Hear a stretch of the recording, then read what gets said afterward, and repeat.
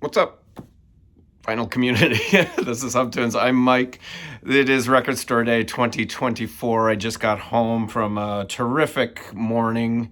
Um, Met some people, got turned on to some new music, uh, supported local shops. That's kind of what it's all about, isn't it? I'm not one of these people who poo-poos on it. I don't think it's jump the shark. It's what it is. It's what you make of it. If you don't have to participate, also, I thought this year's list was incredible. Um, yeah, this was a big one, and I will tell you, my stores were packed just as much as last year. Last year the Taylor Swift year? I think it was. Yeah, it was, and just as busy this year. The line at my local store, I went to two stores. The line at my local store is usually over by they open at 10, usually by 10:45 it's kind of dwindled down. It was still really long at like noon, 2 hours after they opened. So they were rocking and they were having fun. The staff is great. They dress up in costumes. They have live music. They make a weekend out of it. That's what Record Store Day is all about. Just people talking to each other and turning each other onto new music. What are you buying? What are you buying? You just that's what it's about, man. I don't understand the poo-pooing of Record Store Day. Some people just like to complain. So, my first stop, I got up. I don't wait in line. I am 56 years old. I don't wait in line anymore. I got up at 7 to go to a store that opened at 7. I got there at 8. It's on the other side of the city. It is Dusty Groove Records, probably my favorite record store in the city of Chicago. Great store. They're very organized. I got there around 8. There were maybe 10 people in line. I got in line. They do this whole, like, they give you a list of what they have or what they ordered, what they're supposed to have, and you just check it off and then they go get it for you. And by the time you get to the register, you have all your records in hand. And it's great. It's organized. It's fast. You're in and out. It's one of those stores that, man, they got some beautiful records on the wall. Their wall of like expensive records is so fucking hot. I just love it. So the faster I get in and out of this record store, the better. Otherwise, I'm going way over budget. So I went to Dusty Groove and I got a bunch of stuff. I'll show you what I got there, and then we'll move on to the other place. Last year I went to Dusty Groove and I got everything I needed, or everything I wanted, not needed. Everything I wanted I got like in one fell swoop, and my day was over. I went home. I was home by like 9, I think. This year was a little different. The line they were out of a few things, and a couple of things didn't come in that I wanted. So I'll just go through it real quick. I haven't listened to anything yet, obviously. I'm gonna do a in-depth video of, I'll listen to everything and review it, and I'll probably do that in the next couple of weeks. There's a lot to listen to here. I got a lot, but I stayed under budget, and everything was paid in cash, so nothing went on credit card. No guilt at all. So there will also not be a April vinyl finds video, because this is basically it. I put all my money into Record Store Day this year. Just some hot stuff. This is Parliament Ostium Deluxe Edition. They are reissuing the entire Parliament catalog, which it needed. Hopefully they're all high quality, because the last time they reissued them, not great. But this is an expanded edition of the legendary funk band's 1970 debut album. It's got 5 extra tracks, and it's the first time, 5 extra tracks appearing on vinyl for the very first time. The bonus cuts feature 3 non-album single sides and 2 tracks unissued at the time of the recording. It's on green vinyl, and I love Parliament. Give me some funk any day. This is actually probably going to be the first thing I spin. Next, I love every Record Store Day, they put out one of this guy's records. This is Pucho and his Latin Soul Brothers. Can you hear my cat in the litter box? Stop it. This is Pucho and his Latin Soul Brothers. Every year they put out one of their records. They are Latin jazz via New York. So they're all Americans from New York, and they play some killer Latin jazz. It's really funky, boogaloo-y, really good stuff. And this is Fania, and it's great. This is actually a really cool cover too. I'll show it. I'll put it on Instagram, but it's a beautiful cover. I'm gotta get rid of this stupid Obi strip, and I'll post the cover on Instagram because it's really pretty. But this is some really cool Latin jazz. And you know, if you guys follow this channel, you know how much I love Latin jazz and African jazz and stuff. But this has some really good stuff on it. There was a song I was listening to. I actually did stream this, and I really enjoyed it. So I was going to pick it up anyway. But they do Namia, the Coltrane song. They also do a Kenny Burrell song. So yeah, this is going to be fun. This is going to be a great listen. Just a party record. Really upbeat, kind of fun stuff.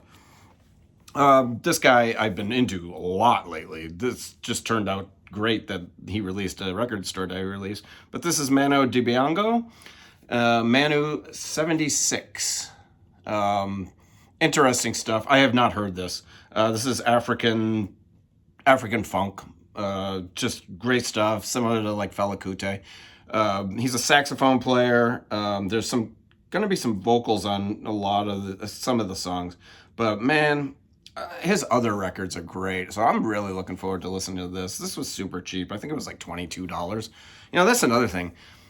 People complaining about the record store day prices. I'm sorry. Are they really much more than everyday records prices? I mean, there's one here that I was kind of blown away by the price. I was kind of like, ooh, that's expensive. But everything else seems to be in line with everyday pricing. I don't see where people are complaining about the prices.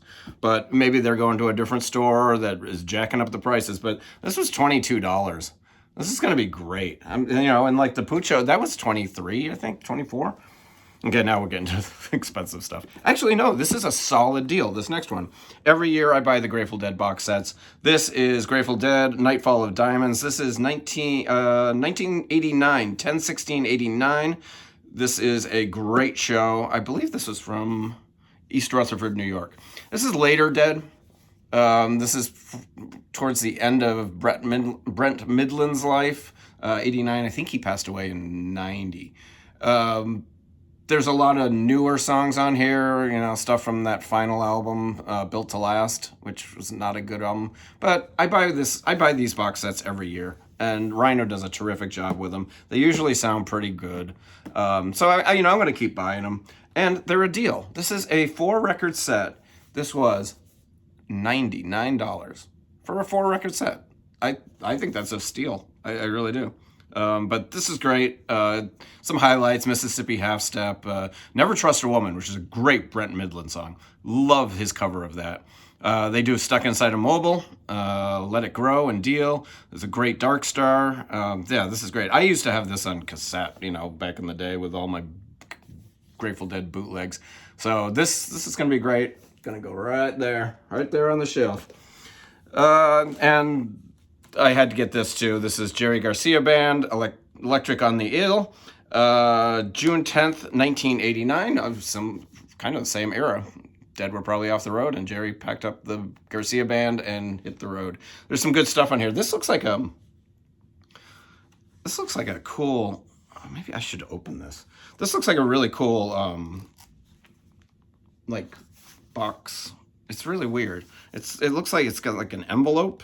It's almost like the records slide into like this giant envelope. I don't know if you can see that. I should open this. I don't have a knife with me. I'm not going to open it. But it is on neon green vinyl, limited to 3,000. It's all Garcia songs and a couple of Motown and reggae songs. Typical Jerry Garcia of the day, you know, doing a lot of covers and some Grateful Dead. I love the Jerry Garcia Band. I thought they were great. But cool artwork. I'm digging it. And this was $65. And it's a, what is it, 3-record set? Thought that was a good deal. We'll see how it sounds, because I bought a Jerry Garcia last year. It was either last year or Black Friday, and I didn't like the sound of it. It wasn't very good. Okay, here we go. There were a lot of things. There were a bunch of stuff that they were out of at that store. but it was only 8:30 in the morning. So I was up and I was ready. I had some breakfast out on the west side of Chicago at a little cafe that I like, and got on the road and went back to my neighborhood, to my local shop, Squeezebox Records. They're in Evanston, Illinois. They're just north of me, actually walking distance from my house. Don't ask why I didn't go there first. They don't open until 10. So, and I'm an early morning person. I'm up at 5 every day. So I was out the door by pretty early. So I like getting over to the other side. And they're such an easy store to go to. So I came back into the neighborhood and I go to Squeezebox Records. And I'm thinking, well, if Dusty Groove didn't have these records, there's no way. I've probably missed out on them by now. So I went and I waited in line. Total waiting in line today, maybe 25 minutes. That's it. I didn't get up in the dark. For you people who do that stuff, hats off to you. Man, I know you guys love it and you have fun, but it's not for me anymore. I used to do it. I never waited in the dark, but I used to wait probably 2 hours. I'd get up at, 7 and go hang out until 10 or something like that. Yeah, I used to do it, but I have no interest in doing that at all anymore. So I go to Squeezebox and I'm thinking, okay, they do a nice single file line. You walk up to a window, you tell them what you want, and then you walk over to the register and you walk out. Super easy. Walked up to the window and said, I got 4 long shots. And they had every one. So I got everything on my list, and I was under budget by like $30. So good for me. This is one of the ones. This was one that I absolutely had to have. This is Wall of Voodoo. This is their debut record. Wall of Voodoo. You guys, I'm sure you remember the song Mexican Radio. Wall of Voodoo was a cool-ass, kind of punky rock band. This is a good record. All their records, they only made 3. They're all great. The one after this is the one that had Mexican Radio on it. But this has a bunch of stuff. It is put out by Jackpot Records. Jackpot Records is nailing it. Absolutely nailing it with their reissues. They are picking titles that no other reissue label is doing. They're doing this. Nobody's clamoring for this. They're doing a great job. I'm loving everything that Jackpot Records put out. They put out the Booker T and the MG stuff. I think they did the Meters. Was that Jackpot? I think it was. And just some really cool, different titles. So this is originally formed to provide film. Oh, this was a film score. Wall of Voodoo shot to fame in 1983 with their hit Mexican Radio. Just said that, blah, blah, blah. This is 6. Well, see, this is only a mini album. I guess it's considered an EP. Wow, I did not know that. 2000 in print. Includes a fold-out poster and lyric sheet, and it's on swirled marble vinyl. And this is the one that I was like, what? How much? So you people who bitch about record store day pricing, this is one that I was actually caught back. I was like, what? This was $42.99. It's an EP. It's a 6-song, basically a 6-song EP. $42.99. I had to have it. So I didn't even flinch. I did flinch a little. But yeah, Wall of Voodoo, great record. This is a banger of a freaking album. I was super happy that this came out. I don't know who put this out. It's on Polydor.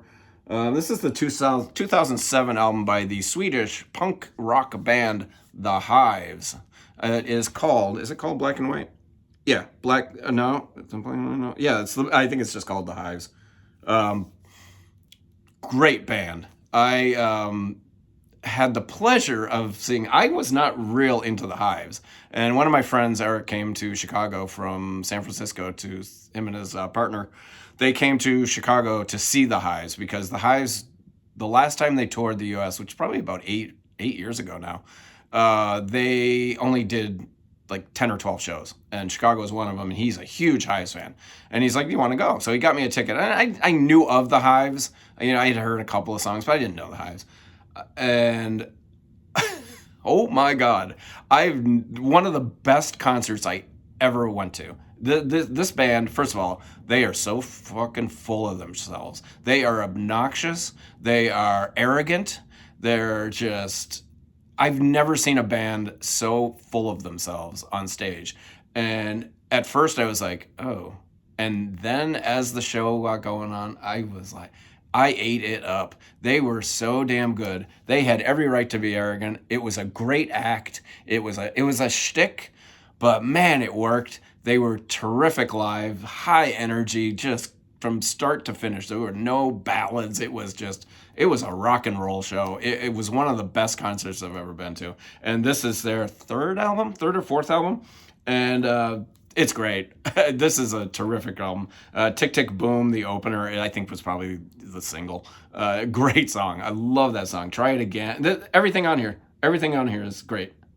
It is solid start to finish.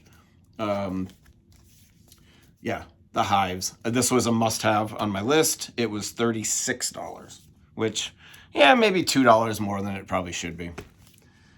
This was one I also had to have because I love this record, and I love Lowell George. This is his solo album. Thanks, I'll Eat It Here, and his solo. This is a terrific album, and it's a limited 2 LP deluxe edition, recut from the original master tapes. Doesn't say lacquers cut by Bernie Grudman, and there's a whole side of outtakes and demos and stuff. So super looking forward to hearing the outtakes and stuff because I love Little Feat. We're getting another Little Feat release this year. I think I forget which one it is, but we are getting another one this summer. So yeah, Lowell George, I had to get this. This was $36. And finally, my favorite working band, favorite active band, had to get this. It's not one of my favorite albums of theirs, but I'm a completist at this point, so I had to get it. And I was worried I wasn't gonna, because when the first store was sold out of it, I was like, oh crap, I'm not getting it, which would have been fine. If I didn't get it, I would have just walked away and been great day, let's go listen to some music. But my final store had it, and that is The Whole Love by Wilco. This is the expanded deluxe package. It was $70. It's on three. We got 3 LPs, expanded to include all their singles and EP and bonus tracks, plus a selection of live in-studio performances previously unreleased. I think most of them have been released. I'll have to go through it, but I think, yeah, it looks like I've actually heard most of these. But it's nice to have like all of it all in one little bundle here. I'm gonna do a deep dive on this probably. I'm gonna do a deep dive on all of this stuff once I start listening to it. But anyway, yeah, that was it. How was your record store day? I've talked to a few people.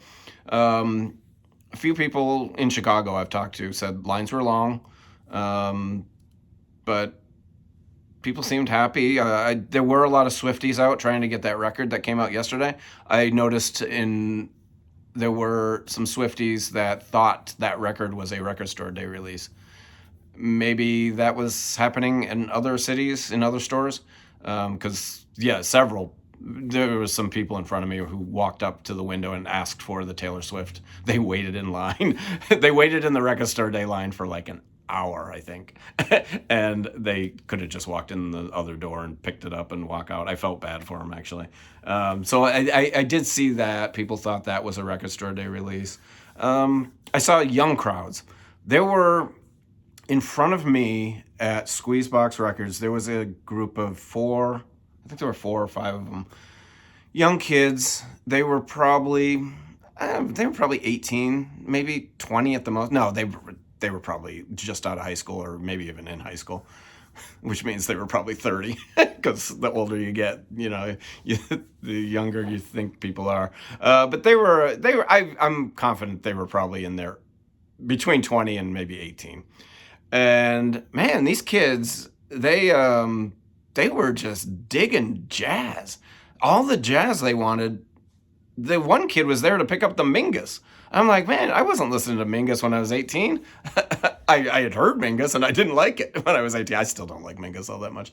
Um, the line went past the jazz section, and all four of them were just digging through the jazz section. It was really good to see. I don't know what their deal was. Maybe they just like jazz at that young age. I like jazz too, when I was that young, but I was more like fusion and Miles Davis and stuff like that. I wasn't listening to Mingus when I was 18. But so that was good to see. That was an observation. Um, yeah, the only other observation I have is everyone was just having a blast. It's a beautiful day in Chicago. It's a little chilly. It was only 40 this morning, but the sun is out and it's gorgeous, sunny day. Um, and then I went and got some lunch and just made a day of it. It was great. It's exactly what record store day should be. So you guys, tell me what you guys got. Tell me what I missed because there's always something that a week after record store day, I'm like, damn, I didn't know that was. And I've scoured this list for 2 months, looking for different stuff and streaming stuff. So I always miss something. So tell me what I missed, what I should maybe go back and get. I'm gonna go listen to some Wall of Voodoo, $42, but I should probably play that first. Take care, everyone. Questions, comments, snide remarks down below, and I will see you soon. Bye.